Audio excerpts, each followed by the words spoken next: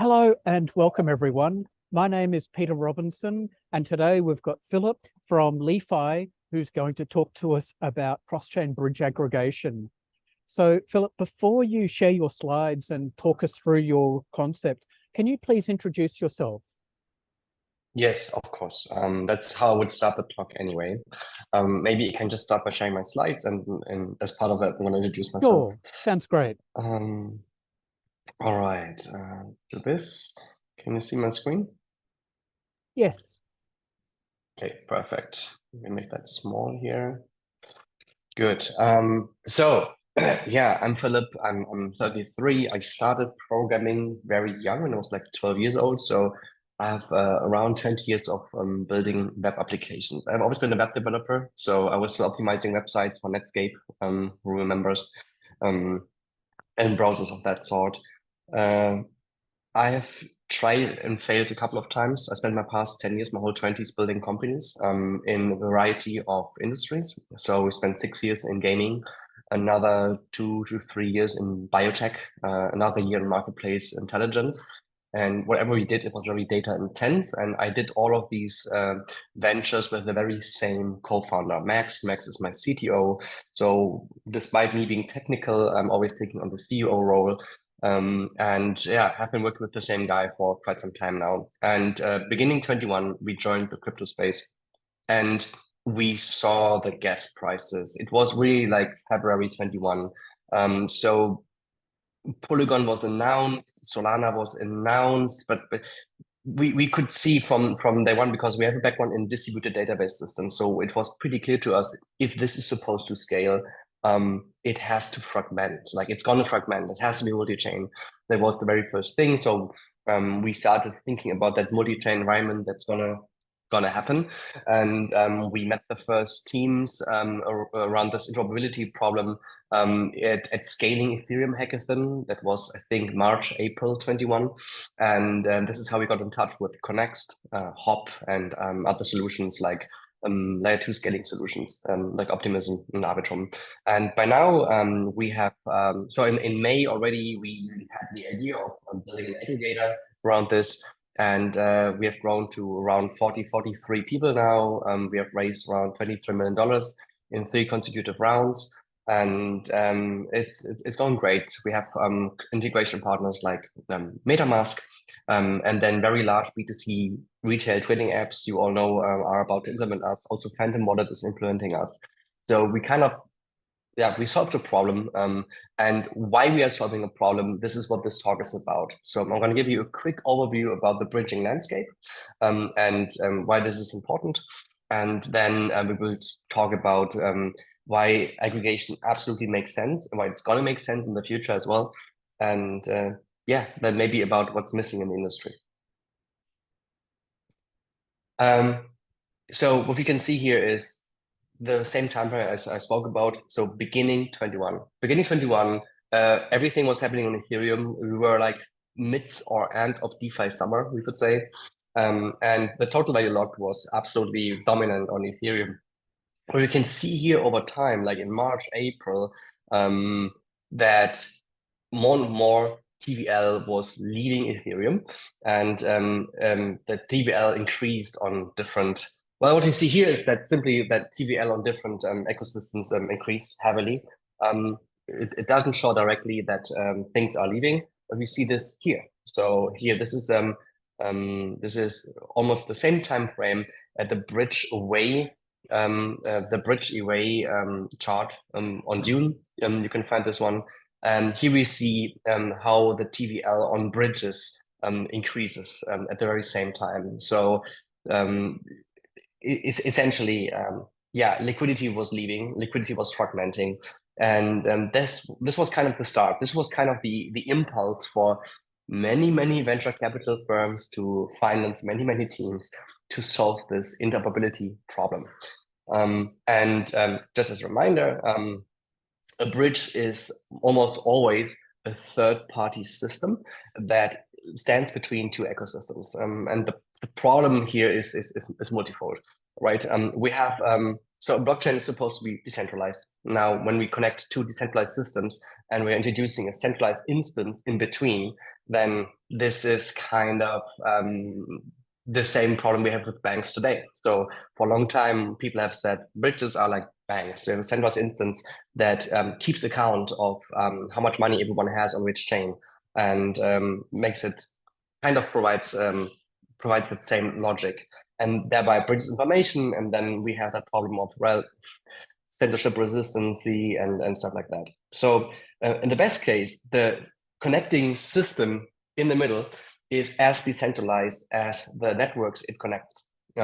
So this is what this whole bridging thing is about. In an ideal world, we wouldn't need a third party. In an ideal world, Ethereum could send a message or could send assets to Solana, and the other way back. In reality, we have to introduce a third party system, and at that point, we have trust issues, right? We have to trust that third party in the middle, and this whole big topic of trustlessness comes into play. So we want to kind of create a system where we don't have to trust anyone as a person or organization. We want to make sure that we have a system that works as trustless as possible. We can simply rely on the technology and the decentralization to not being so that no one can mess with the data that's being sent. There are different ways for this third-party system to be built. We have natively verified. This kind of goes into the direction of that ideal world. So essentially, we have a light client of each other chain on each chain. Essentially, we have a light client-based system that will be natively verified. The light client can read the block header and confirm after a certain set of transactions, or after a certain time frame, that a certain value has been locked on chain A, so we can release it on chain B. The problem here is that this multi-chain environment we are in is exploding, right? We have app chains, we have layer 2 scaling solutions, we have zero knowledge scaling solutions. Polygon's product portfolio is bursting in terms of scaling solutions. And then we see the large players like a Coinbase to have their own chain. So we have ecosystem chains, and then we have app chains coming with the whole Cosmos stuff. And it simply doesn't scale. It doesn't scale to build light client-based solutions to connect end-to-end ecosystems. That simply is too expensive to build, to maintain, and we need to find something else. Then we have externally verified. Here we can see this is externally verified is this third party thing I've been talking about. So we have a system in between of those two networks, and depending on how decentralized that one is, the more trustless or not trustless it is. Often these things are NPC systems, and we have seen, this is where we have seen the most hacks. Like, these systems have been exploited over and over again. Simply because the attack vectors are multifold. It can be on a smart contract level, it can be on DevOps level, it can be on so many levels. And this is something we want to move away from. And we have certain approaches. There are more and more coming, but we're going to get into this later. And then we have locally verified. Here we're simply saying, well, we cannot do a lot, and whatever we do, it's very atomic.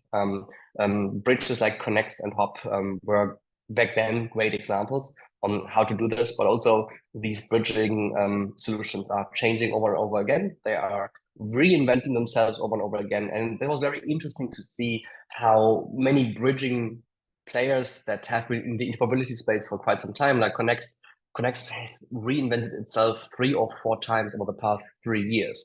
And by reinvented, I mean, I completely started from scratch on understanding, on saying this is who we are, this is how we want to operate, based on a value system, essentially being, hey, we have to be decentralized, we have to be trustless.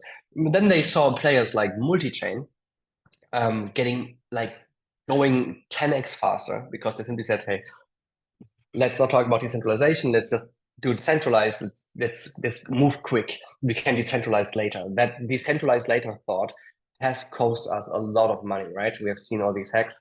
But players like multi-chain, also Seabridge, they gain so much market share so fast that more and more people were like, okay, We really don't need this decentralization, let's do this later, and it just go to market. And that has created a huge ecosystem of bridging solutions, most of them centralized, very trusted. And yeah, that was an expensive learning curve. Let's talk a bit though about these trade-offs these bridges have to make, right? Each bridging system has to make certain trade-offs and can focus on certain things. We have this topic trustlessness, or trustless is kind of a wrong word. We would rather say trust minimization. We want to minimize that vector of having to trust somebody or a certain system that is centralized. Then we have generalizability. Here we are not questioning like whom to trust, but we were asking, hey, what can we do with this bridge, right? Can we send only assets, or can we send data, information? Can I get information like, does this user exist? Does that user have a certain NFT? Because like in a multi-chain environment, this multi-chain environment, the user shouldn't really care about on which chain that he or she is on, right? We want to be able to navigate in this decentralized world without having to care on which blockchain we are, like we are used to from Web 2.0, where we don't care on which cloud system the current website is. We just want to use type in the domain, and the rest is just that's how it goes. So abstraction is a very important thing, and sometimes we simply want to know. Does the user have a certain set of NFTs on certain chains to get access to a website, or maybe you can build subscriptions that way, and so on. So we call this type of bridges that optimize for generalizability so-called AMBs, arbitrary data messaging bridges. So trust minimize is something. Trust minimization is something Connects Top and bridges like those have been focusing from day one. So they don't allow you to send messages. That was the case back then. By now they have changed. So now also you can use Connects to send messages. But then this is kind of where a layer 0, Axlar, Wormhole, back then also Nomad came into play. They said, let's build AMBs, arbitrary data messaging bridges which you can use to send any kind of information from one chain to the other. This is extremely powerful because essentially those bridges would be able to keep account of multi-chain asset accountings, right? So let's say instead of launching your token on one chain, you would launch it essentially on that bridge. You would rely on that AMB to be like, all right, when we burn 10,000 of this coin on chain A, we can mint 10,000 on the other chain, and the bridge keeps account of these things. And this is something you can build. And the pitch here essentially to investors often was, well, these whole ecosystems that have lots of value, these whole ecosystems would rely on that AMB. So it's a huge risk actually, but it's also extremely powerful because the lock-in effect is immense. This is why Layer 0 was able to raise at a $3 billion valuation, for example, right? Also Axlar raised at a $2.1 billion valuation or something. So it's crazy. Then the third factor is extensibility. Here we are having a different factor. Here we are simply asking, how easy is it to extend the network, like the bridge, to another network? How easy is it to, for example, leave the EVM space? Because most bridges in the beginning were focused on EVM, so they connected Polygon to Arbitrum, Optimism, whatsoever. And but we then also saw like the fast rise of Solana, and we also more and more take notice of the growth of Cosmos, the Cosmos ecosystem, which essentially started with DYDX moving to Cosmos. It was a big sign, a big impulse that this is going to happen. And also bridges like Axelar are focusing more around this stuff. So connecting EVM to non-EVM. This is where they try to play big. So extensibility is nothing. Should I take more breaks while I'm talking? Because I'm just talking. Also, do you want to ask questions in between or at the end? Well, why don't we see? Are there any questions at the moment?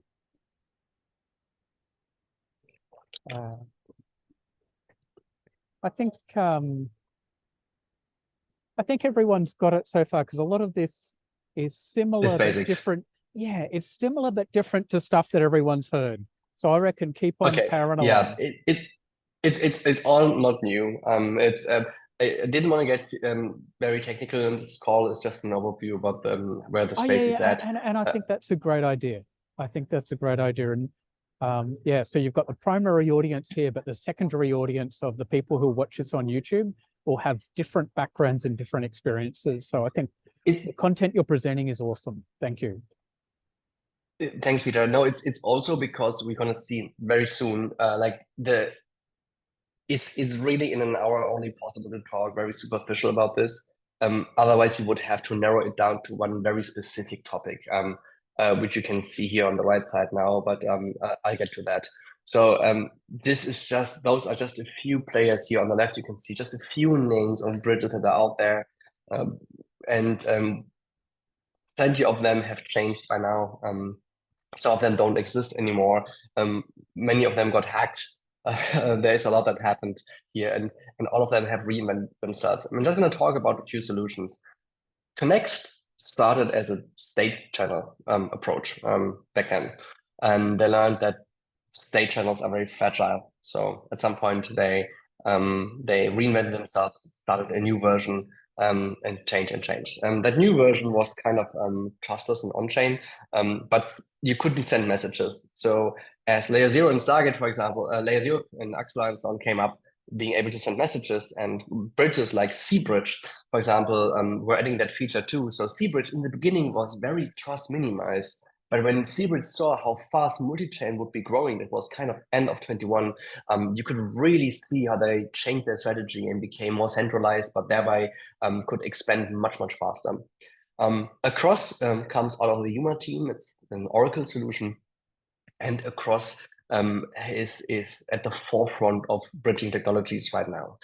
Across has really managed to foresee how things would go. The current mindset goes all in this intent direction. So the idea that the user shouldn't state its preference. By preference, it's meant that people would not say, I want to swap asset A for B. I want to swap asset A for B on Uniswap. So I'm having a preference where I want to have things happening. But in the future, users simply want to swap A for B. They don't care which infrastructure piece is being used. Across is using RFQ systems, essentially involving market makers and not having TVL. Leverage DLN is doing the same. And we see more bridges going in that direction. Hashflow has been one of the first ones utilizing market makers to simply fulfill orders cross-chain as well. Yeah, there's a lot happening. This space, we have around 100 bridging solutions, and there's still solutions coming out. It's crazy. And yeah, almost all of them are getting market share. So we're going to see a lot of more consolidation over the next years, I guess, as some players are simply very, very strong and have huge war chest. I think Layer Zero is sitting on 300 million or something to burn. This is a crazy amount of money. And yeah, this is interesting to watch. What we can also see is that there are more and more things coming up. Bridge aggregation. So essentially, with all these bridging solutions, this is where we can make this transition talking about aggregation, right? So if you just take a look at these solutions here, it's so much, and all these bridging solutions have different trust assumptions and security mechanisms. They support different source and destination chains. They support different assets. So some of them have so-called bridge-bound assets. That's how we call it internally. So essentially, if a project or a company decides to go cross-chain with their token, offering the token on multiple chains, they need a bridge that is able to send messages. And some solutions like Synapse, they focus early on grabbing these projects. The ones that took it bigger, like Axelar and Leo Zero, were coming later as well. So these assets are essentially bound to the bridge. So just based on that, you would need someone that aggregates all these bridges that are able to have bridge-bound assets, just to be able to find the right infrastructural piece to use it, right? For the user, it's a pain. The user has a certain asset. bought it on a certain chain, doesn't know to which bridge does it belong, which bridge can they use to move assets on another chain. And all of that is just a pain for developers as well. Developers they need certain asset access to ease user onboarding.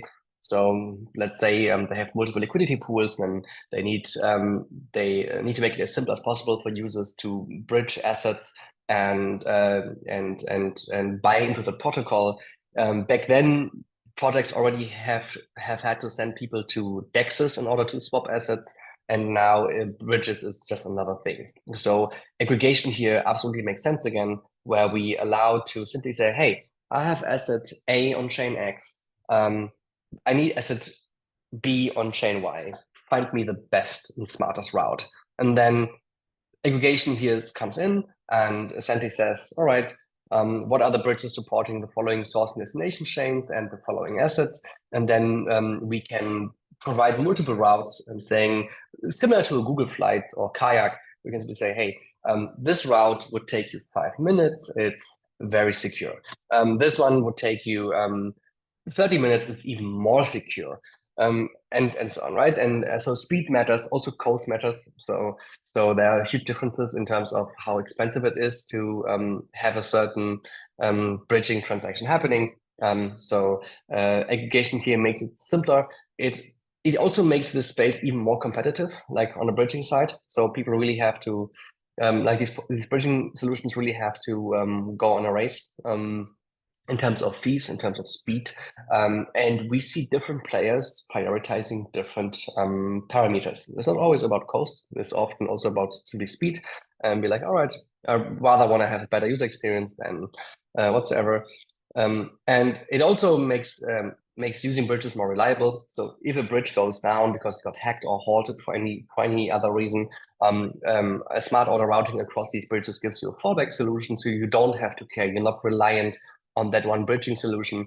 And as an aggregator, well, we aggregate APIs in the end, right? Like it's of course also an aggregator can fail, but yeah, this whole integration and maintenance overhead and providing fallback solutions, and then you have plenty of edge cases. You have to wrap and unwrap assets in order to make them bridgeable and so on. So there are so many tiny components. An aggregator here simply makes sense. And also looking at the roadmap, like of the ecosystem, so native bridges will come more and more with each new ecosystem. You're going to see native bridges coming up. These native bridges exist because ecosystems kind of want to have their own bridging solution.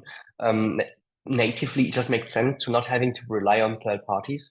Then we see the stablecoin bridges coming up. So USDC Circle has released their own bridge. Probably USDT is going to do the same. So we're going to have to implement them. We see the first NFT bridges coming up. Very immature, but it's coming. We will probably also see application-specific bridges that simply connect certain ecosystems. If you think of companies that might have a larger product portfolio that's being used by many people, let's say a Google wants to connect their Google Maps and their Google Mail and wants to share information in between, they might build their own specific bridge, and sometimes and this might be something that needs to be aggregated as well.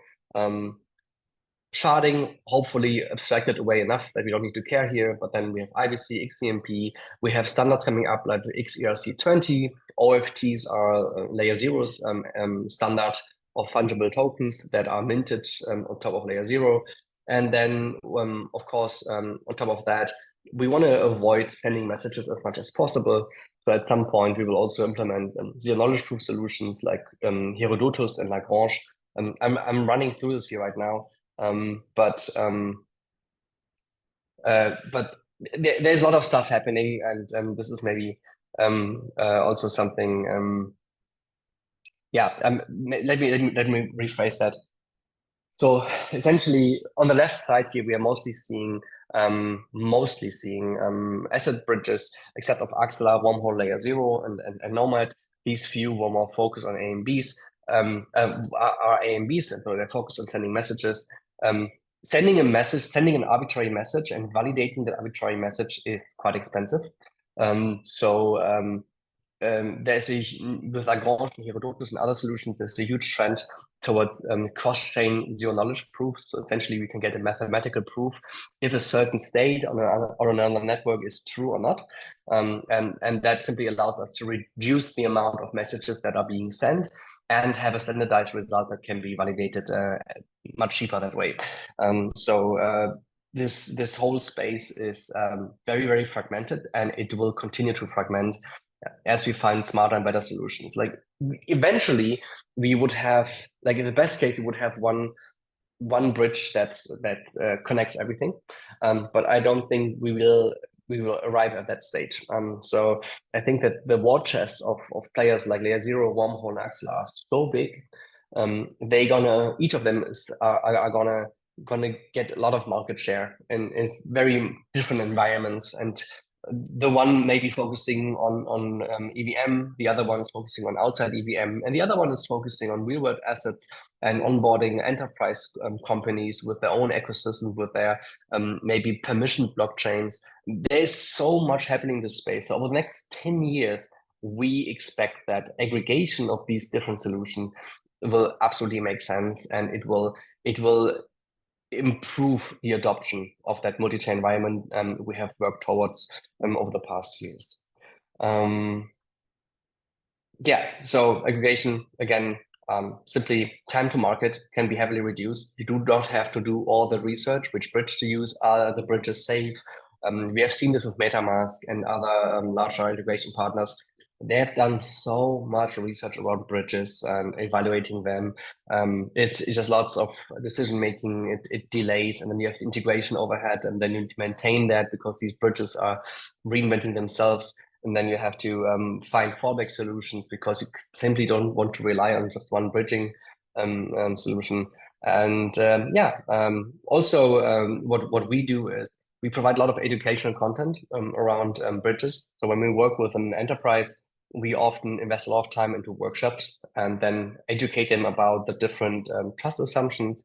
And then you can essentially allow or deny certain bridging solutions based on your own risk profile.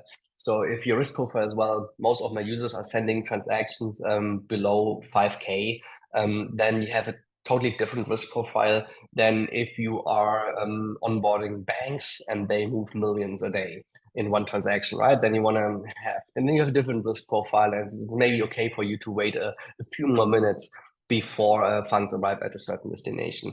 And this is also something we provide, that you can simply programmatically on a per request basis say, hey, if this is a transfer below 10K, then allow all the bridging solutions that are available. If it's above 10K, then maybe deny the following solutions because we don't trust it.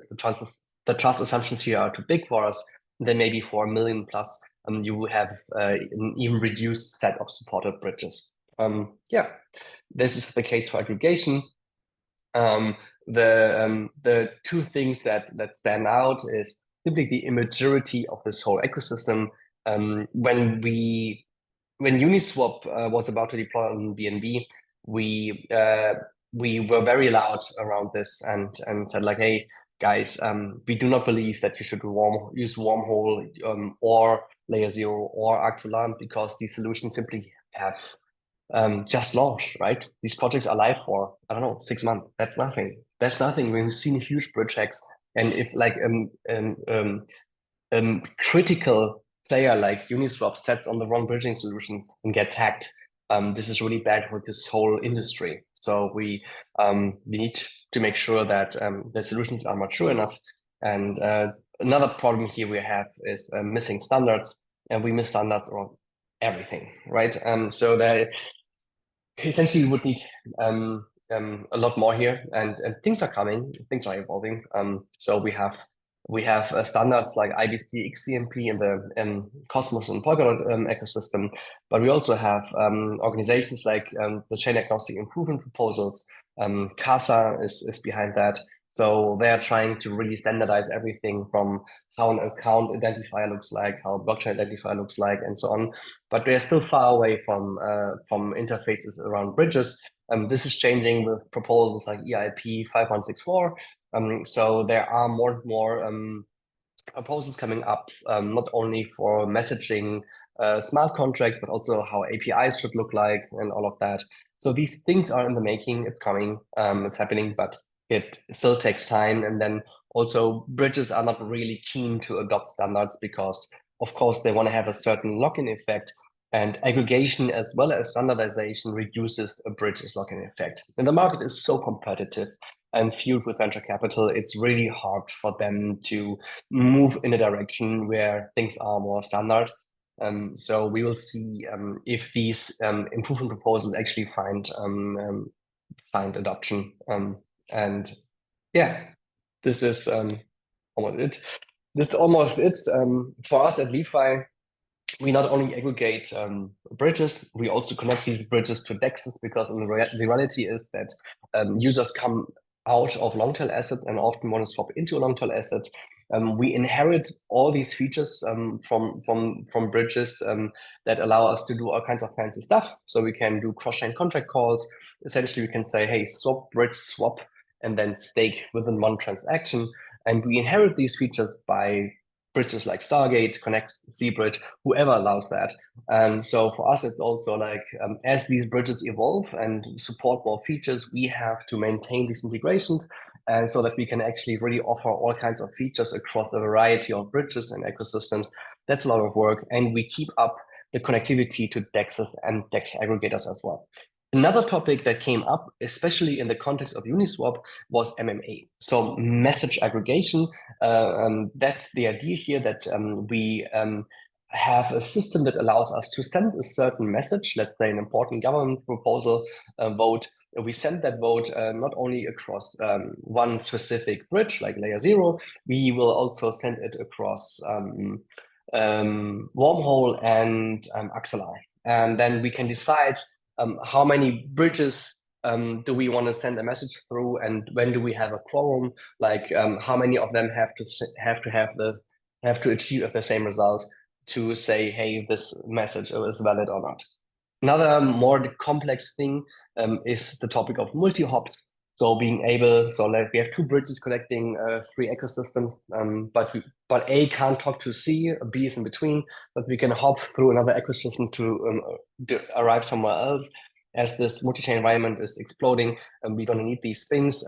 It's just incredibly hard because I'm giving you a user a route, and alongside that route, you're going to get gas estimations. And yeah, often we have assets and gas slippage on source and destination chain. So if we have another hop in between, that makes it even harder, right? Yeah, then last but not least, a huge word right now, intent-driven systems. We touch base on this really brief, but of course we are looking into this as well. What does an intent-centric future look like, and which role does LeFi play in there? Are we on the solver side, or do we want to be more on the intent connection side? For that, we do a lot of research right now. We talk to payment for order flow systems, we talk to RPCs, we talk to market makers, we talk to solvers and MEV people. It's a complex thing. As we talk to other researchers, the intent-centric future people are talking about also in the realm of Suave, which is a new system by Flashbots, or UniX, which is Uniswap's answer to this intent-driven future. All of that is at concept stage, and we think it's going to take 2-3 years before we see the first things actually being used by anyone. Yeah, that's kind of it. That's a quick overview about the ecosystem and what's happening. Lots of words, I know. I wish I would have the time to dive into anything more specific, but we can use the questions to actually dive into more specifics. Thanks. Thank you very much. And I think it's a good way of doing it as well. Give everyone a taste, and now we can dive in with the questions. And and David's actually got a good question that he's put in chat.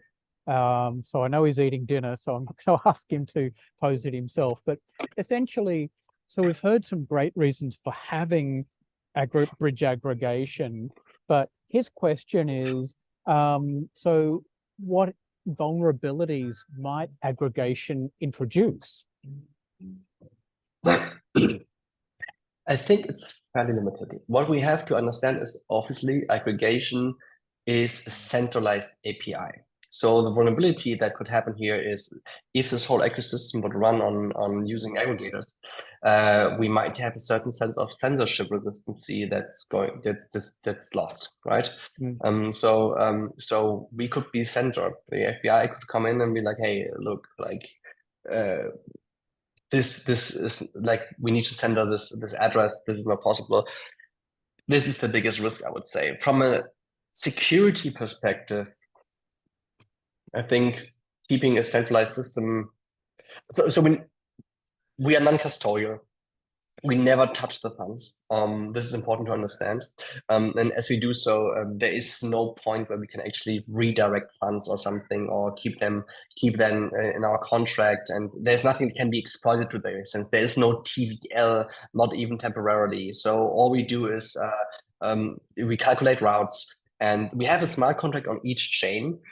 So this smart contract does nothing else than send the funds to a DEX, then to a bridge, and tells that bridge, hey, actually, this is where you should go. There's room for manipulation, of course. So the API could be compromised, and then funds could be sent somewhere else. But we are also working on lots of checks and monitoring tools that things are being that are correct. We have on-chain verification mechanisms as well. So there are plenty of measures in place to make sure that things are going the way they are supposed to go. And so we think it's fairly low, the Okay, risk. so Valerie, I hope you don't mind. I'm going to dive in with a question. But so you said you've got on-chain monitoring tools. So are you checking to make sure that we're having balanced liquidity? You know, so when it says the total value locked here is a certain amount, that it really is stored on that other chain, or you know that we're not creating new value somewhere, possibly due to a bridge hack. Do you do that sort of monitoring? Yeah, we cannot do that. So we are not controlling if the bridges are acting correctly. We make sure that the message, that whatever has been sent to our smart contract, like the call data our API generates, that's verifiable then again on chain. So this is an important part, so that we can make sure, hey, the call data we got from DeFi's API, was that compromised? Is that going the way it's supposed to go? This is what we can verify on chain. And then of course we invest a lot into monitoring and tracking. So we simulate transactions as well upfront using Tenderly, but also other different options. We have a variety, 2 or 3 different mechanisms to do that. And then because Tenderly is too expensive, it scales. So we can do this to a certain extent. So we have multiple mechanisms in place. And then, of course, we simply make sure, do the funds arrive? Do they arrive in time? And are the systems up and running? We also monitor the bridges in terms of up and down times, and like the status monitoring and everything. So these things, we have a list of things you want to do more. So if we talk about liquidity networks that have TVL, we would maybe check in the future more thorough how funds have been flowing in and out of the system, and if we can detect any anomalies, and then have like a risk detection thing. Also, hey, there's a huge outflow out of that bridge on the one side, so there's probably something going on that's not healthy. Let's ignore this for the certain route, and things like that. We would love to do more on that, and we have a list on this list of measures what we want to do more. But as of now, yeah, we keep it to call data verification and all of that. Yeah, okay. That makes sense. Yeah, that makes sense. Valerie, do you want me to read out your question, or would you like to pose it directly?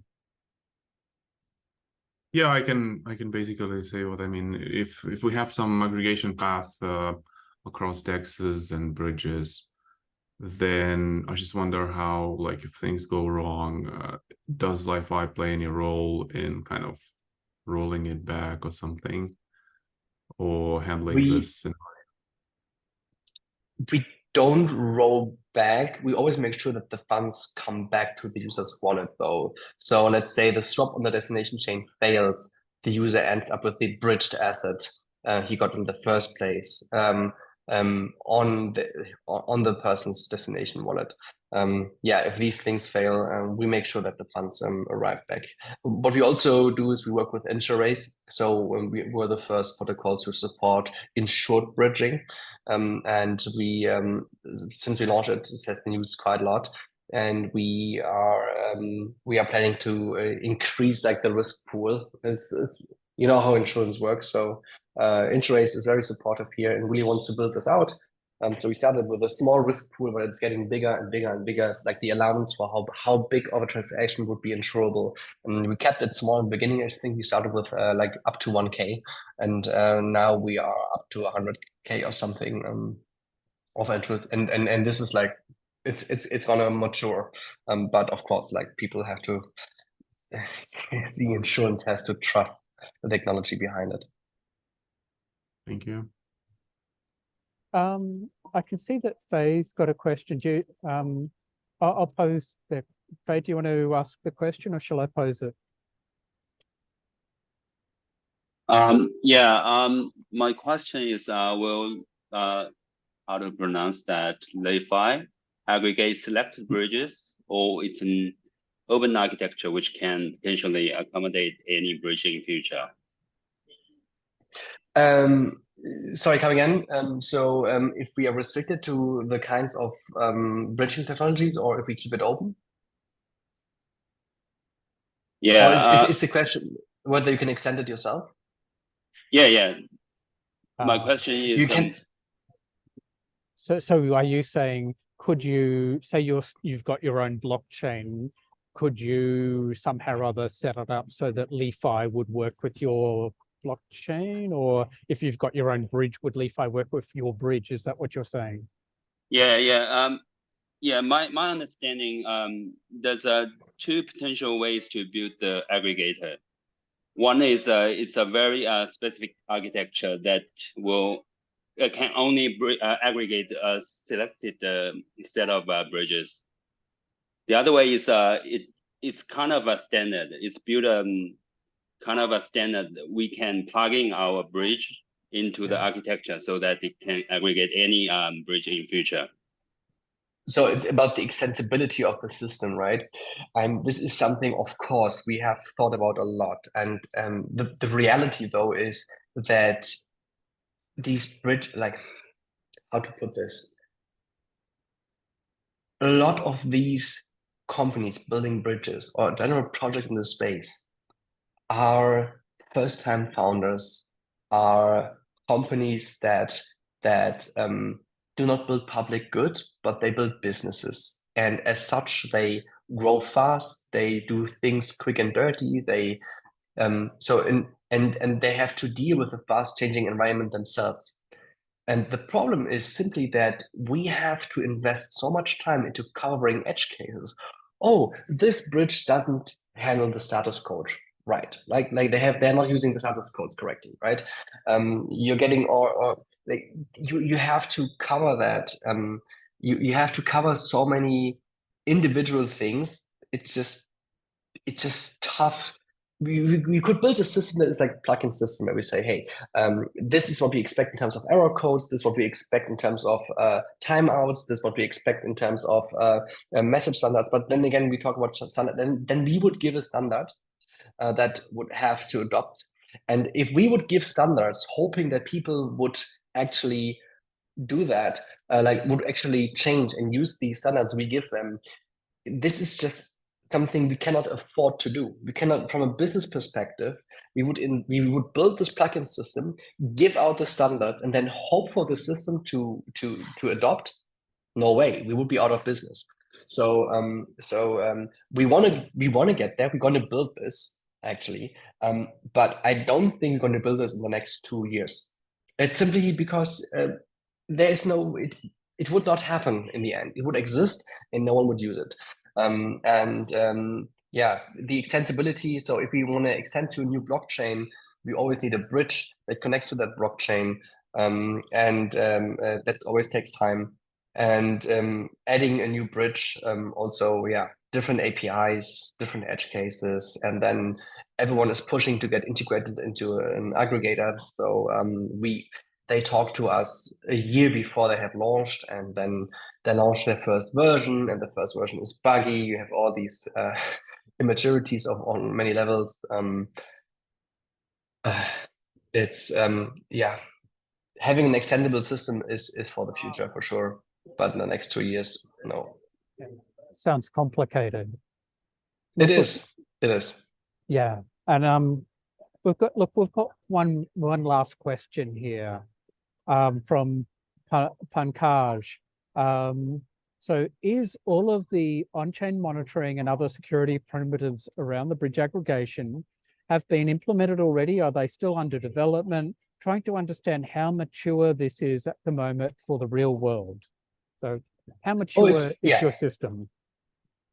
The system is very mature in the sense that we so we are getting audited every 3 months. It's just like contract wise. We're working with Spearbit. Have very good experienced auditors at Spearbit. And then on top of that, we have plenty of options. Also we have plenty of things implemented on the backend side, like the tracking, the simulation with Tenderly, different other simulation techniques. All of that is already implemented. We also keep track of like the on-chain verification of call data is also implemented. So this is all there. And we were also very open with the large enterprise clients we have. So there are a few like MetaMask and Phantom I can talk about. There are a few others, B2C retail trading apps with 40 million users that are about to launch with us. And they did extensive security reviews where we let their researchers actually dive deeper into our backend code as well. We were very open here. Yeah, so this is clean and it's stable. When it comes to tracking the security of the underlying bridges, we haven't done much yet, simply for the sake of like limited resources and priorities. But before we implement a certain bridge, we do a lot of research, and our due diligence with these bridging projects goes end to end. Like we literally sit down with the founders having dinner. We see who invested into those teams. Like how shady is the overall project setup in the first place. And then we really dive deep into the bridge design. We talk about the tech stack. We talk about DevOps. How are deployments being done? What are the measures around that? Right? Like everything. Like how do they test? Do they have different testing environments? What are the requirements? Do they write tests? Test-driven development and all of these things. So we talk a lot with the developers.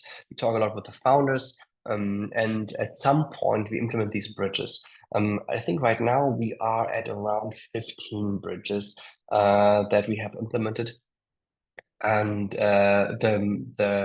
it's like the baseline requirement is pretty high. We also talk to the auditing companies. So there are a few bridges that are actually they are quite active and successful, and we haven't implemented them because we spoke to the auditing companies behind them. Because just because you're audited doesn't mean you have implemented the recommendations, right? So we talk to the auditing companies. Hey, what do you think about the bridge design? How was it working with the company? Did they follow your suggestions? We read through the auditing reports in detail. Like we do the homework essentially that all of you as a company would do. That sounds very good. And what I'm sure everyone would hope to hear as well. Yeah. So look, thank you for an awesome talk. That was great. I'm going to post this on YouTube tomorrow, and so everyone will be able to see it there. And so thank you, everyone. So put your hands together for Philip, and yeah, have a great rest of your day, everyone, wherever you are in the world. So thank you. Yeah. Guys, thank you so much, Peter. Thank you for organizing this, and thank you everyone for coming, joining, and asking questions. If you want to contact me, it's at Philip Sandner on Telegram as well as on Twitter or LinkedIn, whatever you choose. Just you find me with my forename, last name together. You can contact me everywhere. Can I have one last question? Are you like on vacation, like 100%? Actually, I'm coming out of vacation since last Monday. I was on my first real vacation in 2.5 years, and I took 3 weeks off, and I only took 2 or 3 calls during that time. But I really managed to shut down everything. I uninstalled Telegram, I uninstalled Discord, I uninstalled Slack, on my phone, on my desktop, like really like try to be off, and it did so much for me. And now I'm here in Alicante with a few friends. All of them have to work, so I'm slowly chiming back into work here. I'm working just 4 or 5 hours a day in the morning, and then I'm good for the rest of the day. And then from next week onwards, I'm gonna be there more than full time again. Okay, great. Because like at 1KX, we have some questions around this, so I need to talk to you at some point, but probably next week then. Oh, of course, yeah. I'm catching up with Dimitri on Thursday, actually. Okay, great. Amazing. See you then. All right. Thank you. Thank Take you, care. everyone, for coming Bye-bye. along. Take care. Bye-bye.